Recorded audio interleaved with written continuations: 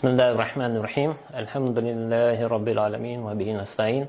Assalatu wassalamu ala asyrafil anbiya'i wal mursalin sayyidina Muhammad wa ala alihi wa sahbihi ajmain. Amma ba'd. Assalamualaikum warahmatullahi taala wabarakatuh. Welcome po sa ating palatuntunang talakayang pangkalusugan. Ito po ang inyong lingkod, Dr. Zulkarnain Abbas, Deputy Minister ng Ministry of Health and member din po ng Bangsamoro Transition Authority Parliament. So, ito po yung ating programa, Talakayang Pagkalusugan, kung saan pag-uusapan po natin ang mga katanungan or mga bagay-bagay na may kaugnayan po sa kalusugan. So, live po tayo sa pamamagitan po ng Facebook page ng Bangsamoro Media Productions. For our COVID updates, unahin po natin yung sitwasyon po ng COVID, no, sa mundo.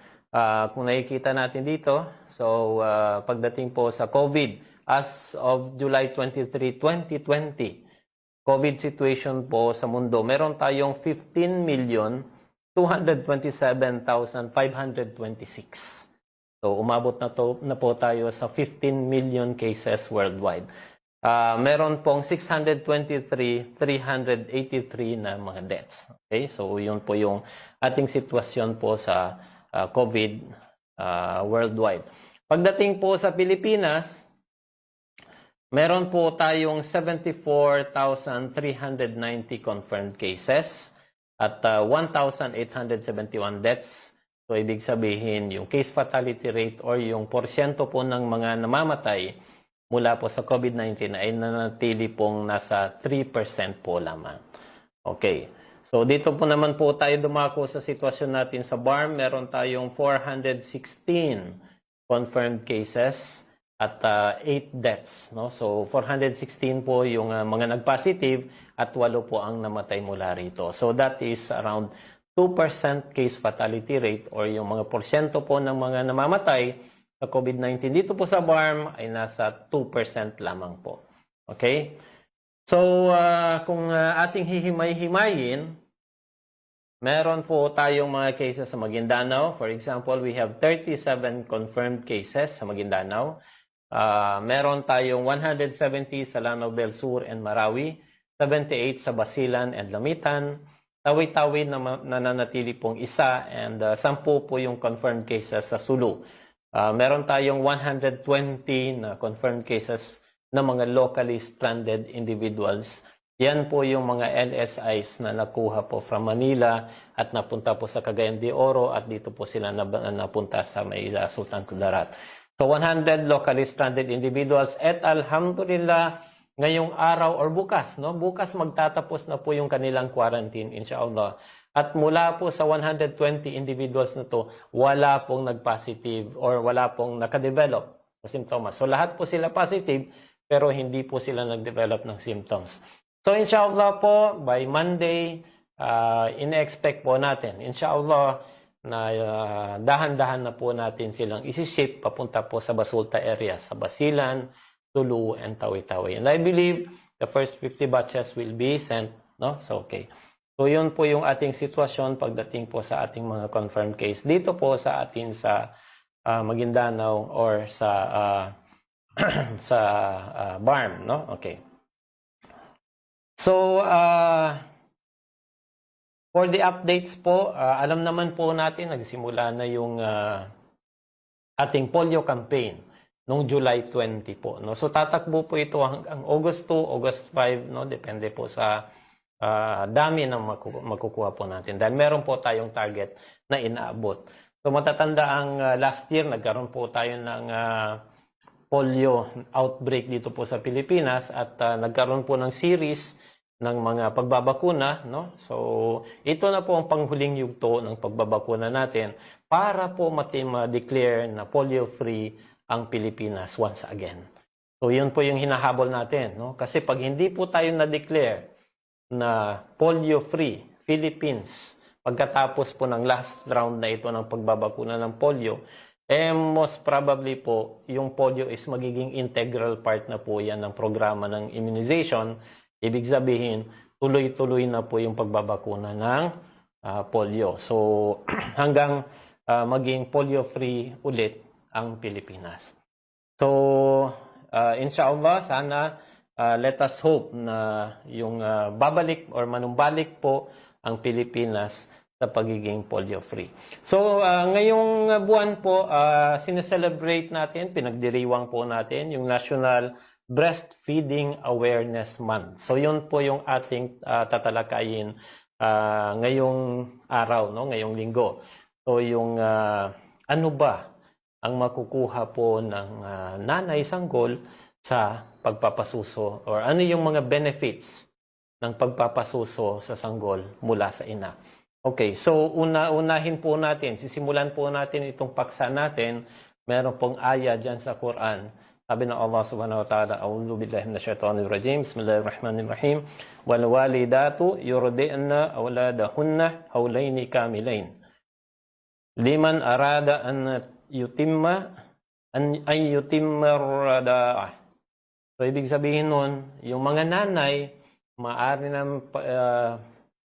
nilang pasusuhin yung kanilang mga anak for 2 complete years. No? Kukumpletuhin nila yung 2 taon sa sino man ang nagnanais na kumpletuhin yung panahon ng pagpapasuso. So, ibig sabihin yung nursing period po, dito po sa atin, sa panuntunan po ng Islam, ay 2 taon po yan. So may mga hikma po yan, no? Tatalakayin po natin isa-isa. Bakit 2 taon? Bakit hindi 6 na buwan lang? No?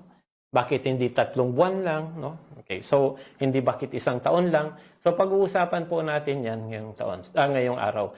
So unahin po natin, so meron tayong nailista dito ng mga benefits. Dahil yan po ang tatalakayin natin ngayon. Ano nga ba ang mga benefits ng pagpapasuso ng nanay sa kanyang sanggol? Okay. So, unang-una, yung breast milk po, ang tinatawag, o yung gatas po ng ina, yan po ang nagbibigay ng pinakamainam na nutrisyon para po sa mga sanggol. Okay? So, yung mga health authorities po natin, yung mga doktor, yung mga dalubhasa natin sa medicine, ang recommendation po talaga nila ay magpasuso po ng anak ng at least 6 months.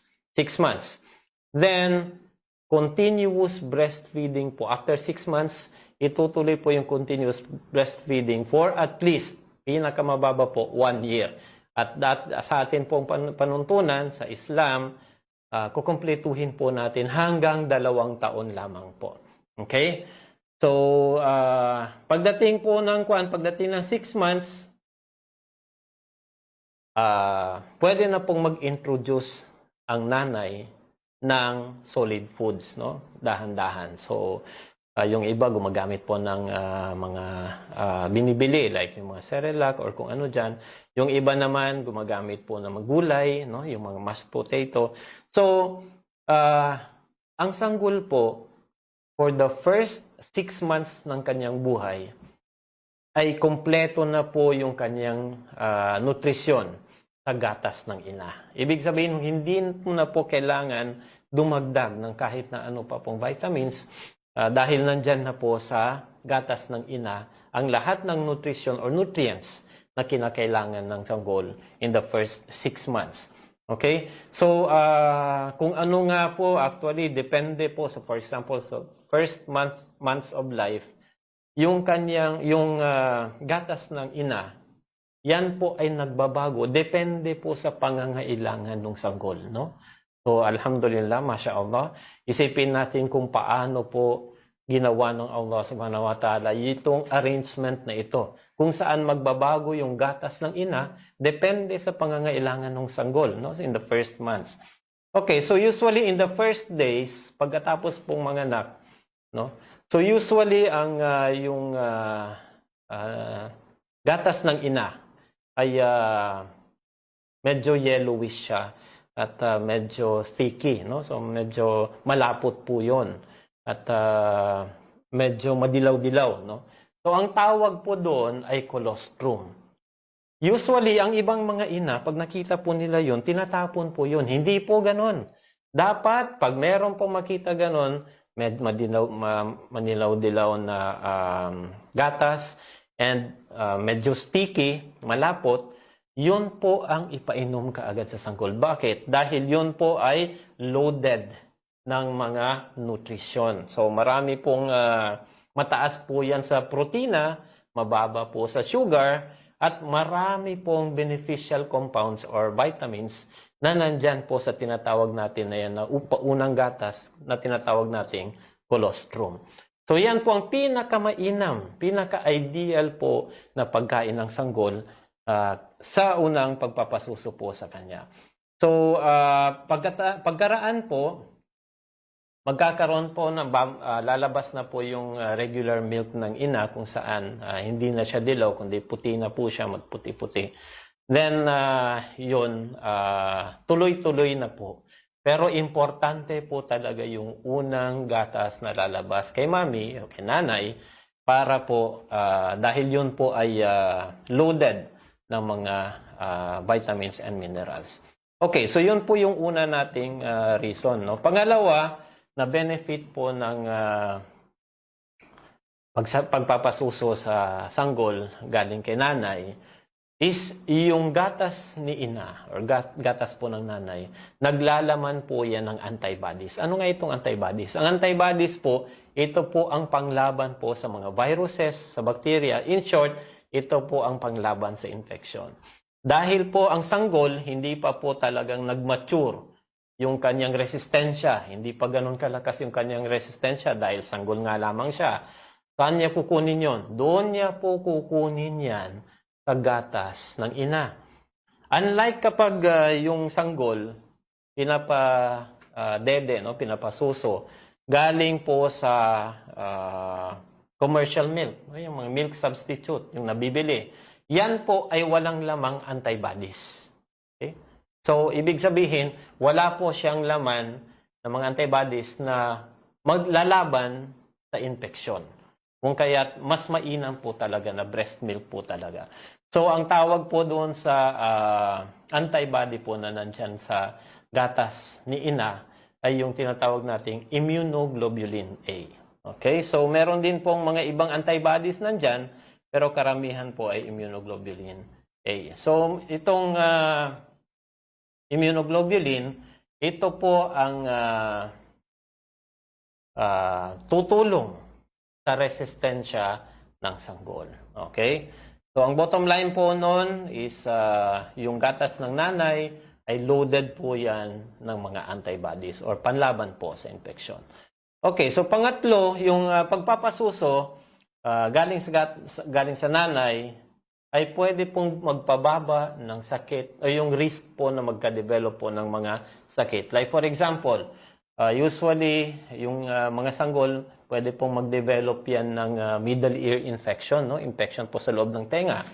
Okay, so kapag nagpapasuso yung nanay, pwede pong bumaba yung risk na yun by 50%. Ibig sabihin, yung chance niya na magka-develop po siya ng infection sa tenga is bumababa po ng 50%. Ganon din po sa ubo, sipon, respiratory tract infection, bumababa din po yung kanyang risk by up to 72%. Ibig sabihin nun, mababa po ang risk na magkaroon siya ng pneumonia, ng sipon. Ibig sabihin, mas malakas si baby laban sa ganitong uri ng mga infeksyon. Okay, so pagdating naman po sa tiyan, yung ibang mga sanggol, pwede po mag-develop ng problema sa tiyan. Si baby po na pinapasuso ni inay, no? Ng nanay, bumababa po yung kanyang risk by 64%. Okay. So, at iba pang mga sakit, no? Katulad ng allergy, pwede pong bumaba ng up to 42% yung chances na magkaroon ng asthma yung inyong anak. So, pag mayroon kayong lahi, for example, puro mga asthmatic si tatay, si nanay, pag nagpapadede po si nanay, pwede pong bumaba yung risk ng kanyang sanggol na magka-develop ng asthma by as much as 42%. Malaki na po yon, no? Okay, so ganun din po, may mga sakit na diabetes, for example. Yung nagpapasuso ay pwede pong malesen or bumaba yung risk ng kanyang sanggol na makadevelop ng type 2 diabetes, paglaki or pagtanda, by as much as 40%. Yan po ay mga benefits na sinasabi po ng ating mga dalubhasa. So in short, nakapagpapababa po ng mga sakit yung pagpapasuso sa sanggol. Galing po kay inay. Okay. So pang-apat, yung breast milk po, yan po ay nagpo-promote po ng healthy weight, tamang timbang. Hindi po magiging malaki si baby, hindi po siya magiging obese, hindi po siya magiging malnourished.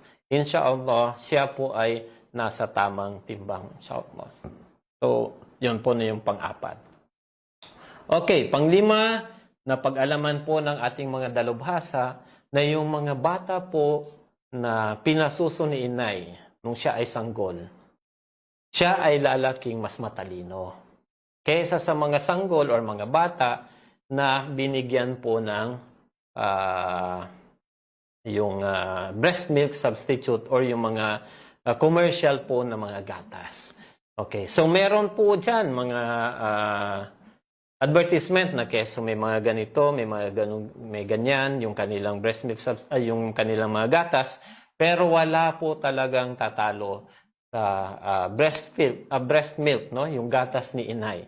Dahil nga po, yung ibang mga studies nagsasabi na yung brain development, malaki po ang kaibahan ng pag-develop ng utak ng isang bata, malaki ang kaibahan ng pinasuso ni inay at yung pinasuso na gamit po yung commercial na mga gatas. Okay. So, ito po ay nakikita rin po pagdating po sa mga babies na premature, no? So, yung mga sanggol po na premature, kapag pinadede po yan ni inay, mas mabilis po siyang nagde-develop. Ibig sabihin, humahabol po siya sa kanyang edad, no?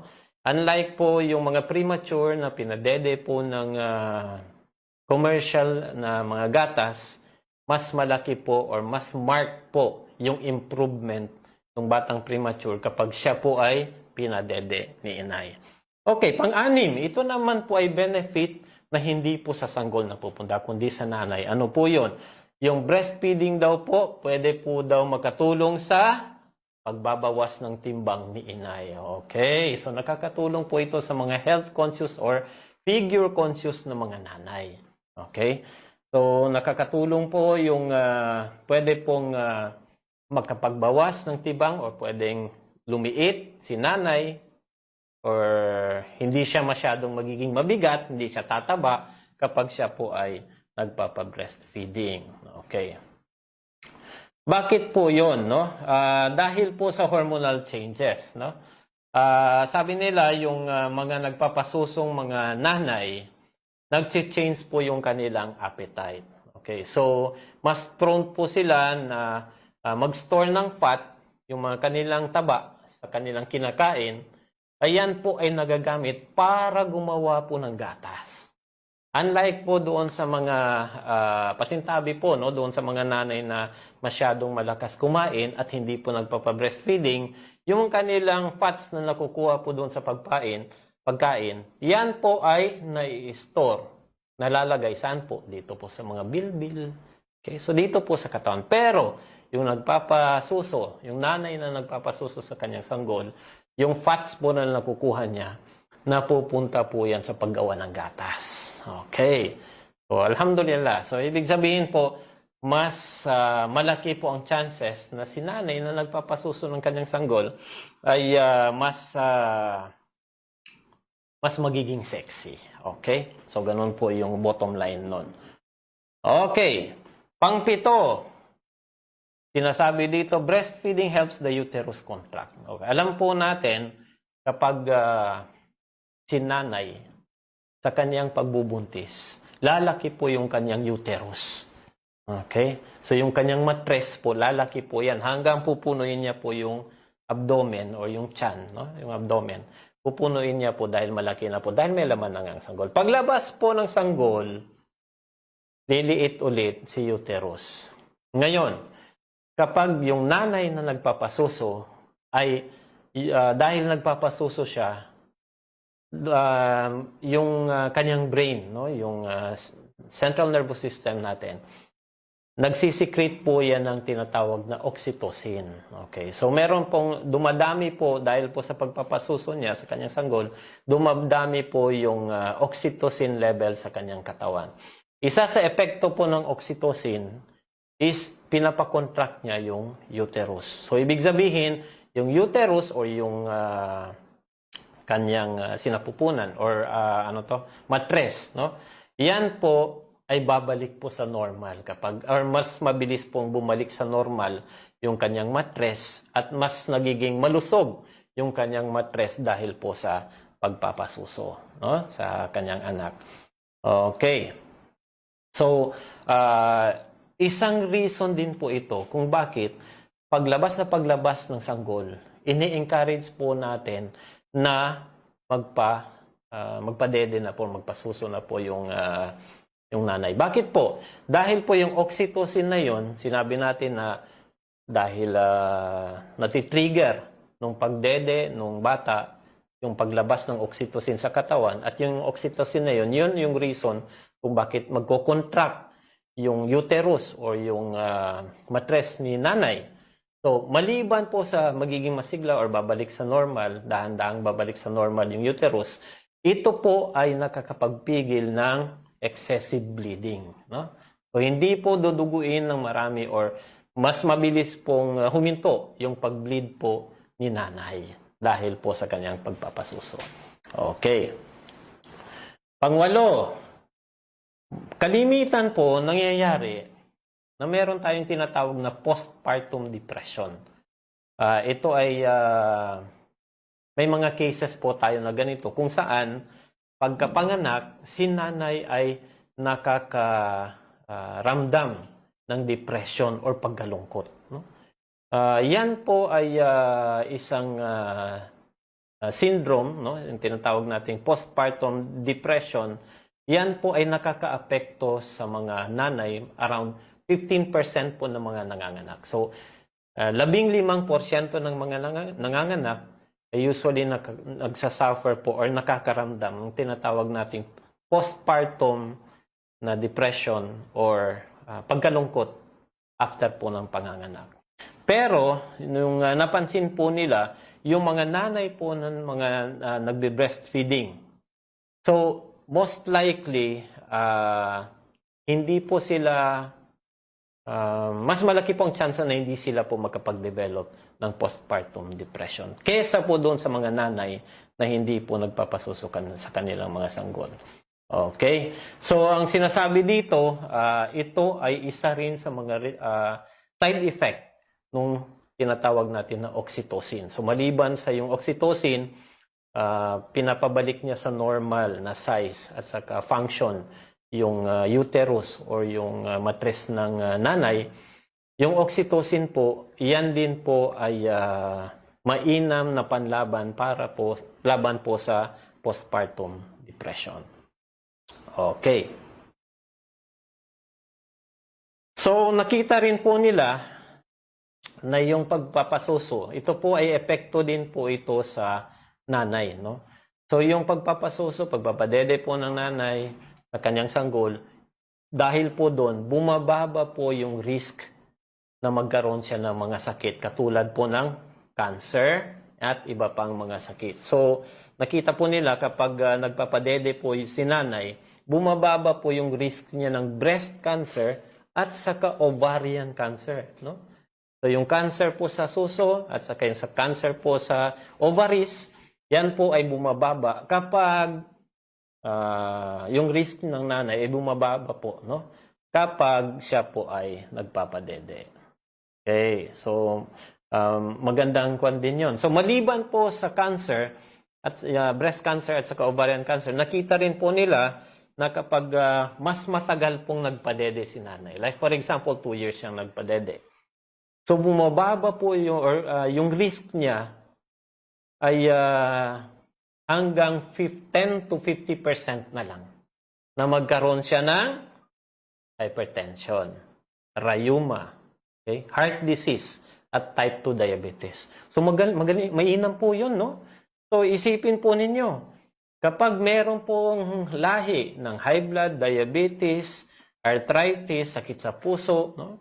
So, kapag meron pong lahi niyan, madali pong isa pong mainam na gawain ni inay ay magpadede po sa kanyang anak. So, may liban po sa mga benefit na makukuha ng ating mga anak, yung mga ating mga sanggol, ang benefit po kay nanay ay kung meron silang lahi, bumababa po yun.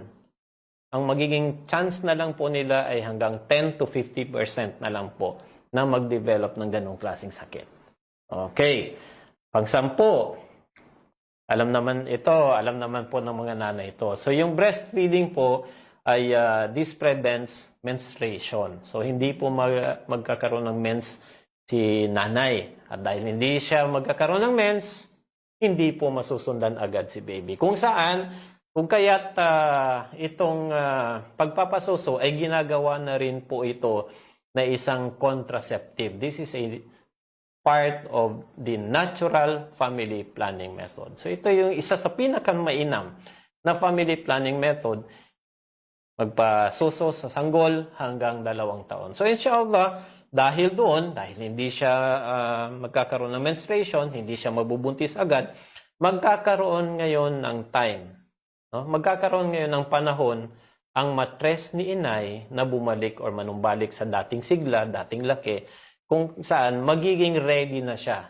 Just in case mabubuntis siya ulit, magiging ready na yung kanyang matres. Unlike po kapag sunod-sunod po yung anak. Ang nangyayari po sa matres ng nanay, habang tumatagal, sunod-sunod yung panganganak niya, numinipis at numinipis po yung kanyang matres. At pwede po magkaroon yun ng complication kapag masyado ng manipis. Like for example, pag tagal-tagal, baka pwede po magkaroon ng mas malakas na pagdurugo si nanay kapag siya ay manganganak ng normal. So, kapag siya ay nagpapasuso at hindi po siya mabubuntis sa loob ng 2 taon, so inshallah, meron po tayong tinatawag na birth spacing kung saan makakapag-relax ang matres po ni Mrs. Okay? So, magiging healthy po yung kanyang matres. So, pang-11 po, sa panahon po ngayon, alam naman po natin na crisis po ngayon talaga. So, yung breastfeeding, pagpapasuso sa sanggol, yan po ay makakasave ng malaki ng pera at saka panahon. So, isipin mo kapag magkano na ba ngayon yung isang lata ng mga breast milk. For example, magkano na ba yan ngayon? Mga 1,000, mga 500 plus? Okay, so hindi na natin babanggitin yung brand. Pero sabi niya S26. Okay, so yan po, sabi po ni Rashid, meron na 1,000 plus na po yung isang lata. Naisipin mo na lang po yon ang kung gaano ilang lata pong matitipid po natin bawat linggo. No? So, or bawat, usually, nauubos yan in a matter of 2 weeks, di ba? Okay, so, every 2 weeks, makakatipid ka ng 1,000 po. Para po sa mga, hindi po kalakihan ang kanilang kinikita araw-araw, malaking savings po ito. Plus, pangalawa, may hassle pa po, no? Kasi kung minsan, kailangan mo pang linisan yung bottle, no? At paggabi, kailangan mo pang magtimpla, gigising, magtimpla, tapos painitin mo pa yung, kasi hindi po pwedeng painumin mo yan na malamig kasi kakabagin si baby. So painitin mo pa. Ang gatas ni ina, always ready. Pagkatapos po, yan po ay always on the go. No? Anytime kailangan ni baby, nandyan po yan. At hindi mo na kailangan pong kasi already mainit na po yan pagdating po sa bibig ni baby. So, yan po yung ating mga for this breastfeeding. So, lastly siguro, isa sa nakaligtaan nating benefits ay yung bonding ng nanay sa kanya pong anak. Ngayon, may katanungan. Paano ngayon sa panahon po ng COVID? Meron po tayong mga pregnant, mga buntis po ng mga nanay at saka yung mga meron ng sanggol. Ano po ang pwedeng, ano po yung mga tips natin dahil po COVID po tayo ngayon? Okay, so unang-una, yung mga buntis po, unahin po natin yung mga buntis, no? The same precaution din ang dapat, or dapat mas dobling ingat pa ang gagawin ni buntis para maprotektahan siya laban sa COVID-19. So unang-una, palagian pong maghugas ng kamay, tapos yung social distancing po natin, at least 1 meter sa bawat tao. Tapos iwasan pong hawakan yung mga kamay, yung mata, yung ilong, yung bibig, dahil dyan po papasok yung virus. Tapos practice po yung respiratory hygiene. Pag umubo po sa tissue, tapos itapon po ng mabuti. Kung wala po, kahit sa manggas na lang po ng damit, no? Tapos kung merong lagnat, ubo, tipon, buntis, siya po ay automatic dapat magpa-check up. Bakit? Kasi po high risk po yung mga buntis sa COVID-19. Okay? So, isa po sila sa mga priority patients pagdating po sa COVID-19 kapag sila po ay merong sintomas ng ubo, sipon, pananakit ng lalamunan, o iba pang sintomas ng COVID. Okay? At lastly, palagian po kayong pumunta sa inyong doktor or sa inyong health center para po kayo ay para po sa inyong routine na appointment sa inyong doktor or sa inyong mga midwives. Okay, so may tanong po dito. Dapat po bang i-test yung mga buntis pagdating po sa COVID-19? Depende po kung saan po siya nakatira, no? So ang mga recommendation po ng DOH, lahat po ng mga buntis na merong sintomas, priority po talaga yan sa testing. So, dapat tinitest po kaagad yan siya. Okay, so ano po dapat ang gagawin kapag, or ano yung mga care, pag-iingat, pag-aalaga na dapat pong available kapag buntis po yung nanay at sa kanyang panganganak. So, lahat po ng mga buntis, so, dapat po meron po silang tinatawag natin na quality care. No? Ano po yung tinatawag natin na quality care? Yung safe and positive childbirth experience. Unang-una, respect and dignity. Dapat nire-respeto po natin si nanay. Pangalawa, dapat meron po siyang kasama, no? Companion of choice during delivery. Pag siya po ay nanganganak, mas mainam na meron po siyang kasama. Then, mabuting communication po doon po sa mga staff ng mga birthing facilities. Ito man ay hospital or mga birthing clinics, dapat merong tinatawag na clear communication sa kanila. Okay. So, kapag yung buntis ay merong or sinususpetsahan or sabihin na natin confirmed siya na merong COVID-19, lahat po ng precautions dapat pong gawin para maprotektahan po yung mga staff. And of course, dapat gagamit po ng gloves, gown, at saka yung face mask po na dapat lagi po yun ginagamit. So, tinatanong din, no? May tanong din dito. Lahat ba ng mga buntis na merong COVID-19, kailangan bang i-cesarean? Hindi po, no? Yung cesarean po ay ginagawa lang kapag kinakailangan i-cesarean. Like for example, hindi matagal na siyang hindi lumalabas, yung bata hindi lumalabas, no? Failure of descent, may ibang komplikasyon po sa panganganak na kailangan ko operahan. That's the time na operahan. Pero dahil lang po sa COVID, hindi po. Normal delivery kung ganun. Okay, so tanong, dahil related din po sa ating breastfeeding, sinanay ba na may COVID-19? Dapat bang magpasuso? Yes. No? Kahit na may COVID-19, pero kailangan lang po talaga niyang magkaroon ng iwasan. Iwasan po talaga as much as possible na mahawaan po si baby. Okay? So, gaya ng sinabi natin, yung kahit na po may sipon, si nanay, no? Sabihin natin hindi COVID. For example, meron siyang sipon. Dapat din pong pasusuhin yung bata kasi po yung antibodies po, hindi po yung nakukuha sa ibang sources, maliban na lang po doon sa gatas ni nanay. So kahit na meron po siyang sipon, dapat kailangan pong pasusuhin ang sanggol. Pero bago po gawin yon, kailangan maghugas ng kamay, gumamit po ng face mask, no? As much as possible, linisin po yung katawan bago po padidihin si baby. Okay, so dyan po nagtatapos yung ating palatuntunan ngayong linggo. I hope na marami po tayong natutunan sa ating talakayan ngayong araw. Muli, ito po ang inyong lingkod, Dr. Zulkarnain Abbas, Deputy Minister ng Ministry of Health and member din po ng Bangsamoro Transition Authority Parliament. Pansamantalang namamaalam hanggang sa susunod na Biyernes. Assalamualaikum. Inshallah. Assalamualaikum warahmatullahi ta'ala wabarakatuh.